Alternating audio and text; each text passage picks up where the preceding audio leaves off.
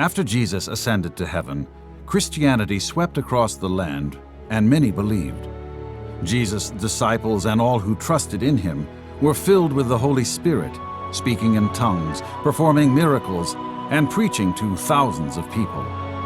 One such apostle was named Paul. He took God's message to the Gentiles.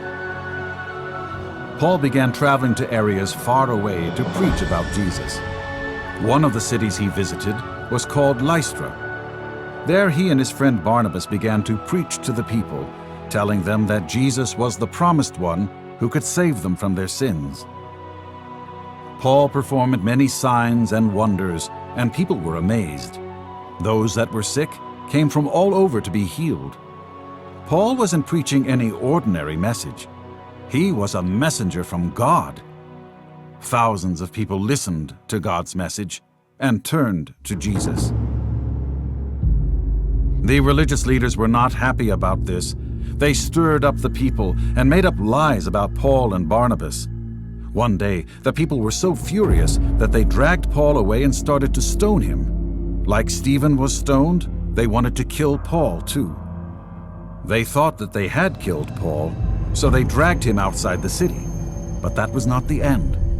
God's power came over Paul, and he stood up and went right back to preaching in the town. The people were amazed. On another journey, Paul and his friend Silas were put into jail for preaching. That night, as they sat chained in a jail cell, they decided to start singing and praying. Then something strange happened. An earthquake started to shake the prison. The prisoners' chains fell off, and the jail door opened. Everyone could escape, but no one did. Then Paul told him that all the prisoners were still there. The jailer was relieved. He invited Paul to come to his house to preach the good news.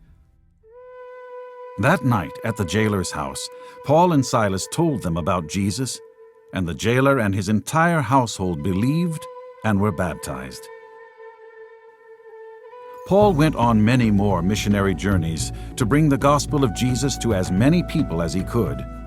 One time he was headed to Rome, but had to journey by sea. As they were drifting on the water, a violent storm erupted and forced their ship into the rocks. Paul and everyone else nearly drowned. They were in the water for a long time, but the current eventually swept them to shore.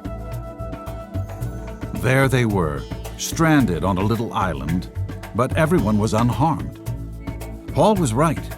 No one had died.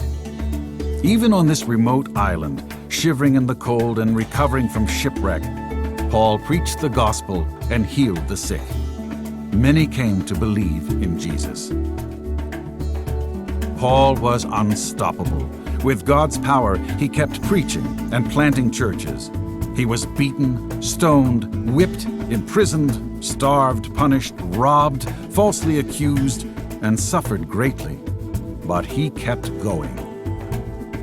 Paul was more than just a missionary, traveler, preacher, and healer.